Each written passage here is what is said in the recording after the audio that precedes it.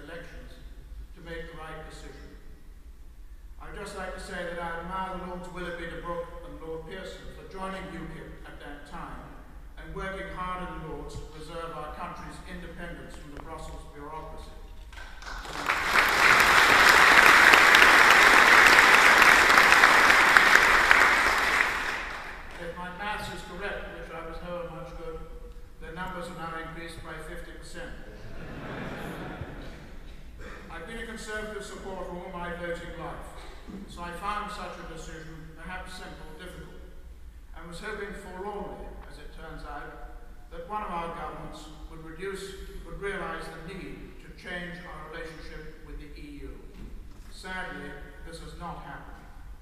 Those in power still believe that by saying no occasionally, that they have achieved something.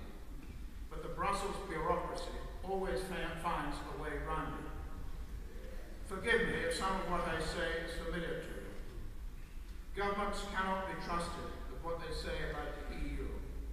In the 1983 general election, Messrs. Blair and Brown won their seats on the manifesto promise to take us out of the EEC because membership drained our natural resources and destroyed jobs. Still true today. Our own Deputy Prime Minister was in favour of an in-out referendum before his promotion. The government promised a vote on the Lisbon Treaty, but when they came to power, they said circumstances had changed and tore it up. Let us not forget that the 1975 referendum was held after Edward Heath's government had taken us in. Michael, now Lord Howard, in the 2004 European elections, called UKIP leaders cranks, gadflies and extremists. And now they have this Prime Minister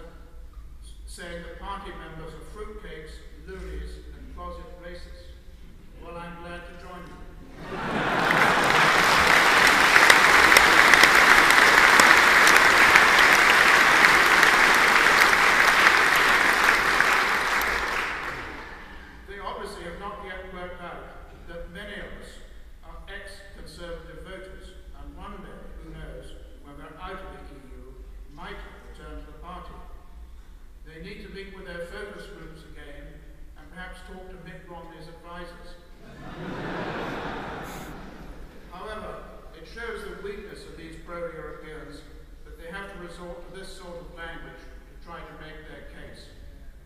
It seems to me that if there are loonies out there, there are those who support the present situation. 75% of our laws, as you know, are made in Brussels. These laws, as again you know, are made in secret by an unelected EU bureaucracy, negotiated in secret by the Committee of Representatives of Nation States, and decided in secret by the Council of Ministers, where we have less than 10% of the votes. They are then confirmed by the Europhile EU Parliament. The House of Commons and the House of Lords are irrelevant. How many EU laws or directives the House of Lords European committees, which do great work, rejected? None, because they cannot. And our own EU Commissioner, as has been mentioned, does not even bother to attend the meetings. We are in an organisation that is so unsure of itself, not surprisingly, as its accounts have been qualified for 17 years. Nearly €5 billion has gone walkabout. That it uses threats to control its present and former employees. Under the Treaty of Rome, commissioners can be deprived of their pensions for, let us say, disloyalty to the cause, as can employees under their staff regulations. Our own government was unable to stop an increase in the recent Brussels budget, despite all the bluster. Not surprising, really, since they seem unable to reduce their own spending, which only fell by 1.1% last year. Our government's deficit has been reduced by increasing taxes, something the EU is desperate to do, raise and collect more taxes from the member states. The clincher for me was when in July this year the Prime Minister said in a newspaper interview with the Telegraph that he wants to negotiate a new settlement with the EU with powers returned to Britain. But he will not countenance leaving the EU and says he would never campaign for an outvote in a referendum. I think it would be bad for Britain, he said. When I look at what is in our national interest, we are not some country that looks in on ourselves or retreats from the world. Britain's interest, trading a vast share of our GDP, is to be in those EU markets, not just buying, selling, investing, receiving investment, also helping to write the rules. What a joke. If we were outside, we would not be able to do that. He added, it comes back to this. Who are going to be the winning nations for the 21st century? If your vision of Britain was that we should just withdraw and become a sort of greater Switzerland, I think that would be a complete denial of our national interests. Well, let's just examine that thinking for a moment.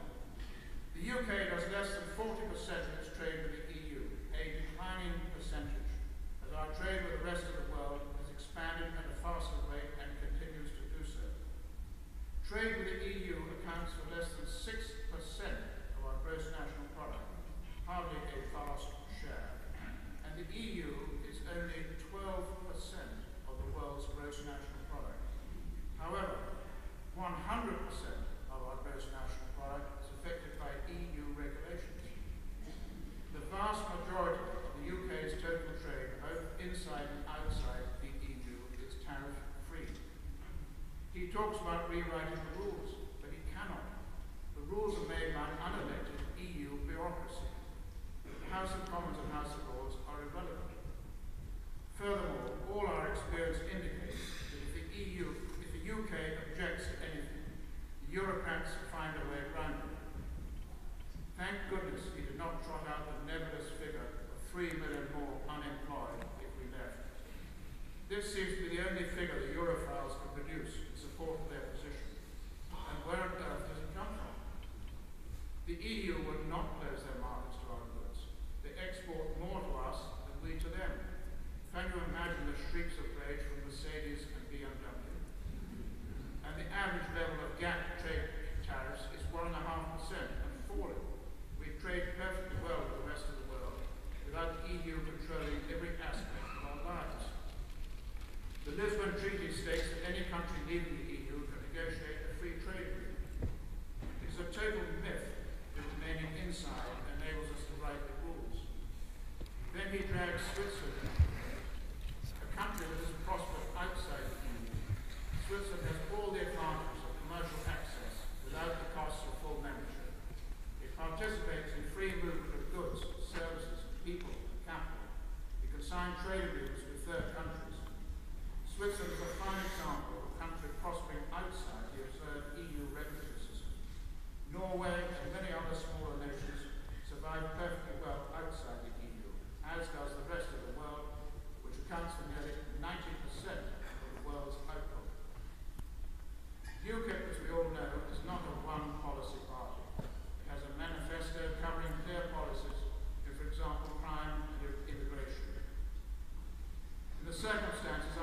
to stand up for the United Kingdom, running its own affairs, even if badly at times, rather than being run by unelected officials from Brussels.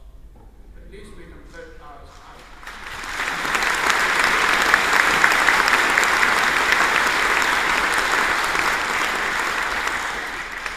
So let the people decide with an unambiguous referendum, in or out. No more fudging about returning some powers from Brussels. We can negotiate from a position of strength for an orderly departure with a clear out majority. I cannot close without thanking and congratulating Express newspapers for their splendid campaign of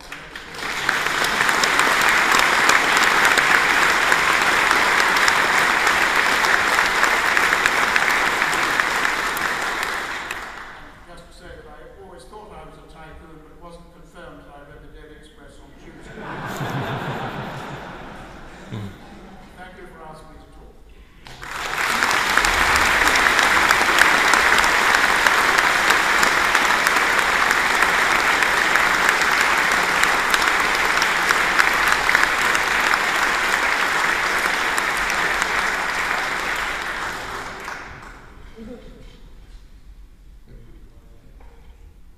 David, thank you very much indeed.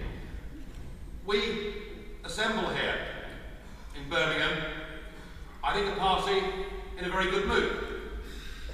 In the past, we've done very well in European elections. Indeed, in 2009, with nearly 17% of the vote, we came second across the entire United Kingdom. But what used to happen was that in general elections or in local elections, that vote share would plummet. And we got nearly a million people voting for us in 2010, but it was just 3% of the vote. But something really rather radical has changed. Because the opinion polls now have us on 9%. Some of them have us on 10%. One the other day had us on 12%. This is a very, very big change. I congratulate all of you.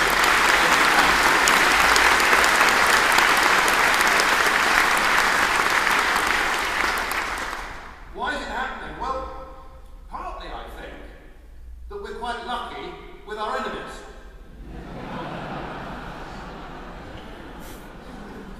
It could be Mr. Clegg and tuition fees. It could be the Prime Minister and his cast iron guarantees. We could be lucky with Miliband, who doesn't seem to want to say anything about anything at all. We could be lucky, but actually, it's not about the individuals. That isn't why people are turning to UKIP. People are turning to UKIP because they look at the three old parties, they look the same, they sound the same, and many of us now have the impression that this country is run by a bunch of college kids on work experience.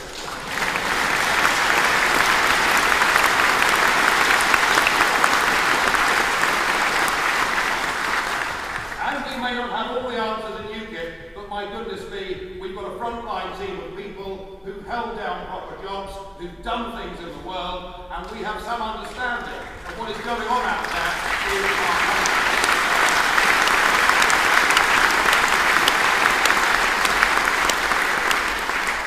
And we've got better at what we're doing. You know, I'd be the first to admit that in the 90s, it was at times a bit shambolic. It was an amateur organisation, we didn't have any money, we had no experience, we're getting better at what we do. You know, we came second in that Barnsley by-election last year. We've got an excellent candidate in Margot Parker, standing for us in Corby this year, with a really professional team behind her. We're fighting the PCC elections on November the 15th. There'll be a lot of UKIP candidates standing up and down the country, not just Stephen over there. And we'll fight that with a proper manifesto. You know, the Human Rights Act has frankly turned policing and our courts and our whole system of common law on its head. We want to have a full national debate about that.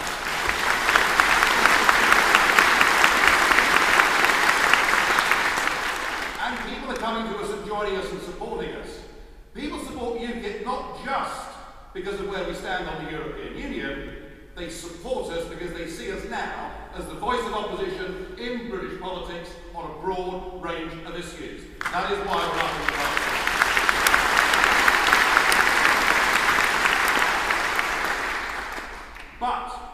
on the key issue on which this party was founded, the whole question of whether we should govern our own country or not, the issue that we've been told, given lies and deceit for decades by UK politicians about the true nature of the European project, what we have to recognise is that that issue is about to shoot to the top of the main political issues in this country.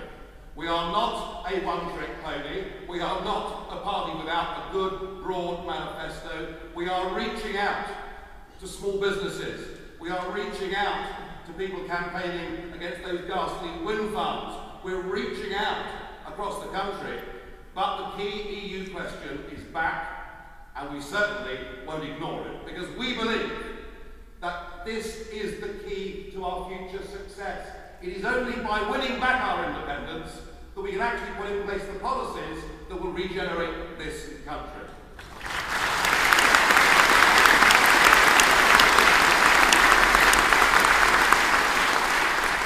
Well, I was in Strasbourg last week, where Mr. Barroso fired the opening shot. They're not hiding anymore. They're not pretending anymore. They've used the euro crisis to try and take yet more power for themselves. Mr. Barroso, for the first time ever in all my years in the Parliament, used the F word. It's out of the bag. It is going to be a federal euro. And he was joined within 48 hours by my very good friend, Herman Van Rompuy. And, well, they haven't fined me for a bit, have they? And now 11 foreign ministers have put out a report, and what we're seeing is a draft treaty. We're seeing a treaty that, by Barroso's own admission, will turn the EU into a global power. Mr. Barroso is arguing for a stronger army. He's arguing for more overseas military intervention. They are designing the treaty in such a way that they intend for there never to be any more referendums on this EU question. They will, in the treaty, propose a European Union treasury and budgets to be set at a European level. And on the issue of democracy, Mr. Barroso says we must transfer our national democracy to a model of European democracy, by which he guesses we must give up parliamentary democracy for all time to the unelected European Commission. And when it comes to those of us that take a slightly different view in the Parliament, he said that I was an extreme populist. Just to add, David, to the list of insults. I'm not quite sure what an extreme populist is. I didn't know Mr. Barroso cared, you know. But he also said something very interesting. He said that UKIP and other parties like UKIP were now irrelevant to the EU debate. Well, Mr. Barroso, it is UKIP's intentions to make you eat those words.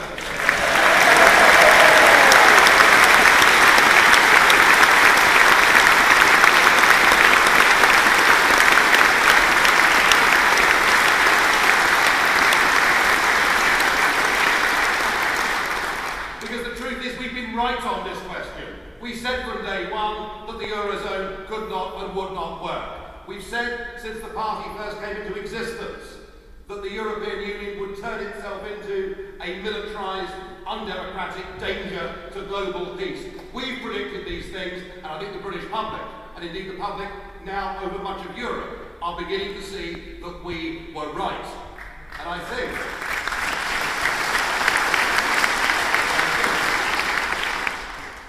think this new treaty is so extreme in its proposals that I don't think any UK political party will back it. Even the Lib Dems, with their mad Europhilia, surely could not sign up to a treaty, say they supported a treaty that would condemn them to electoral oblivion. Well, I suppose you never quite know, they might.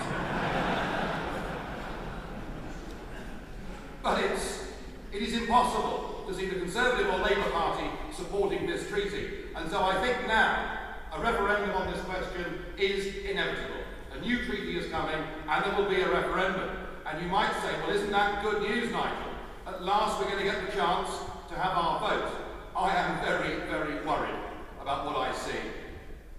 From David Owen to Liam Fox, what we are now seeing is the political class uniting around a position. The position is that we don't want to be part of this new federal superstate, but that we do want to be part of the customs union, and we do want to be part of the single market. And there's nothing to fear from all of those things, because we won't be trapped inside a political union with Europe. Well, I've decided to try and take that on, and I've launched a booklet today called A Referendum Stitch-Up, because, ladies and gentlemen, what is happening is now remarkably similar to what happened back in 1975, when those of you, the older members of the UKIP, had the opportunity to vote in that referendum, and you were told it was a common market, you were told it was all very nice, the water was lovely, come on in. There's not a problem. They're trying to do the same thing again. And I think that what Cameron will do next week or the week after is to say we can have a referendum on whether we join that full federal union or whether we stay with the single market and the customs union. And that is a battle for us. We have got to go out there as a party and make the arguments. We don't want to be stuck inside a customs union that prohibits us from making our own trade deals with the rest of the world, the growing parts of the world. And what we would like to see, after the renegotiation of a simple free trade deal with the European Union, we would like to see Britain thinking bigger. And there's a group of countries out there that represent nearly a third of the population of the globe, where they speak English, have common law, are our real friends in the world. We would like to extend free trade to include the Commonwealth. That's it.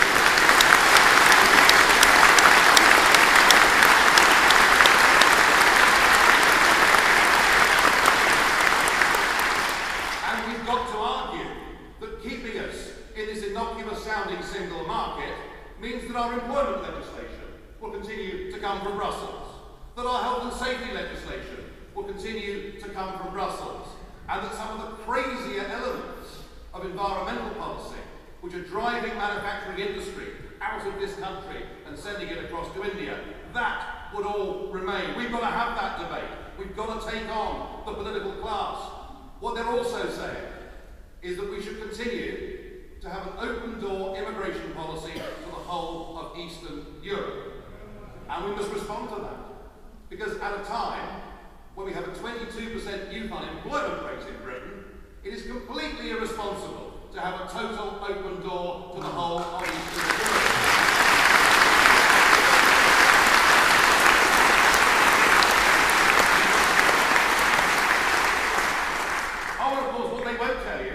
Is that what their new referendum intends you to vote for is staying within a system where the European courts are still supreme over the British courts, and where the British taxpayer has to go on paying over £50 million a day to be a member of that union. That is not the referendum, ladies and gentlemen, that we in UKIP want. We in UKIP demand that this country is given a full, free and fair choice in a referendum so that we can decide who governs Britain.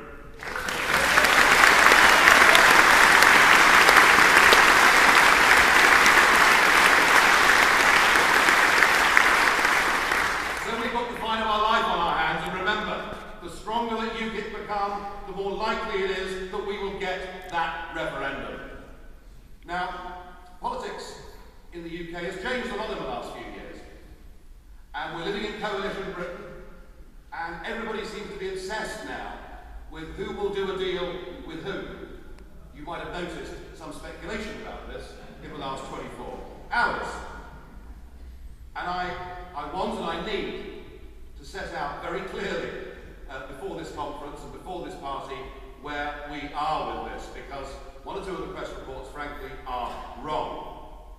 We are a full political party with a completely different and more positive manifesto than the other parties in this country. We are fighting the police elections, the by-elections, the county council elections next year, the European elections and general elections. We are in business and we're here to stay.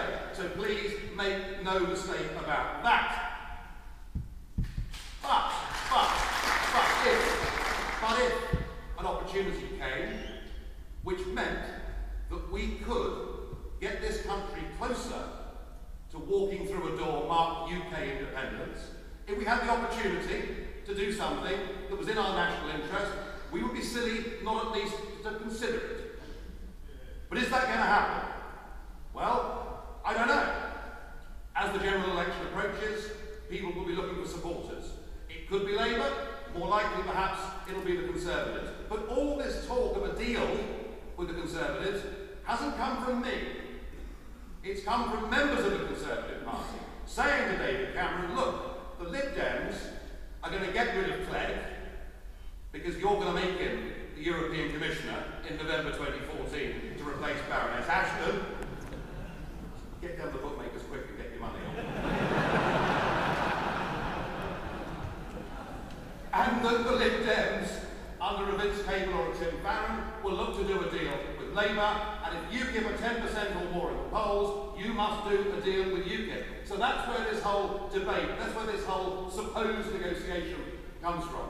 I would say this, we haven't spent nearly 20 years of hard work, sacrifice, and much mockery building UKIP into a political brand in this country that is now connecting with millions of ordinary men and women out there. I have my absolute assurance that I am not going to sell this party short for any political gain. Absolutely no way on earth.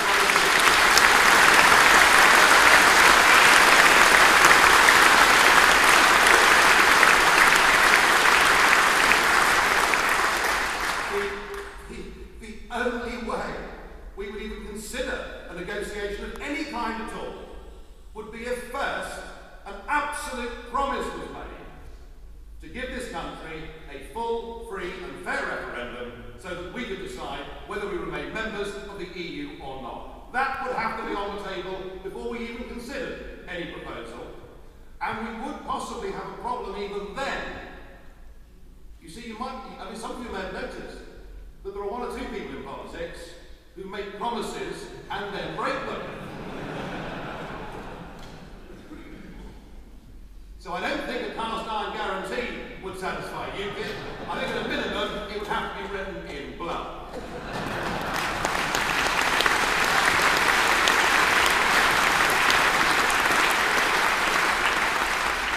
So I hope that sets out absolutely clearly where we are. My job here with you this weekend at conference is to say to you, don't be distracted by such press reports. Let's focus, let's concentrate on what we are doing well. And every week I see the by-elections happening at district and county council level. I see the improvement that is happening within this party. You are the most incredibly enthusiastic army.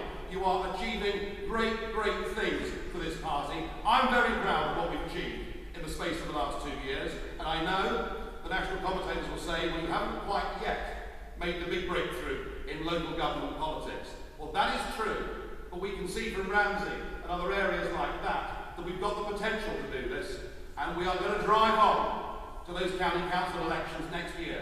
We are going to fight an unprecedented number of seats for this party. We are going to start making some significant breakthroughs in local government politics, and that will be, next spring will be, the dress rehearsal for the European elections, which will come in the June of 2014. By then we may well have the bones of a new treaty.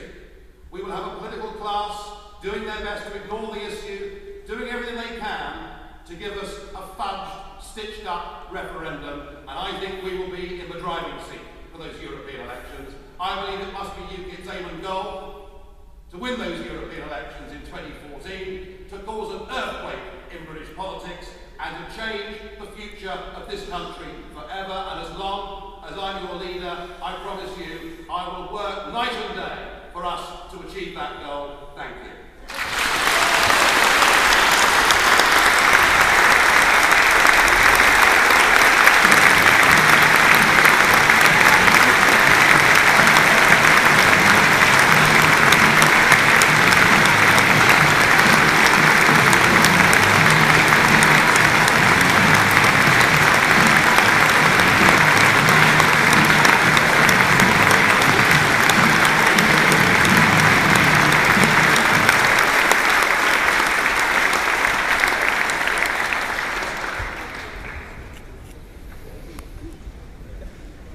Ladies and gentlemen, doesn't that just prove three things? The battle is on, our army is growing, and we have the general who will lead us to victory.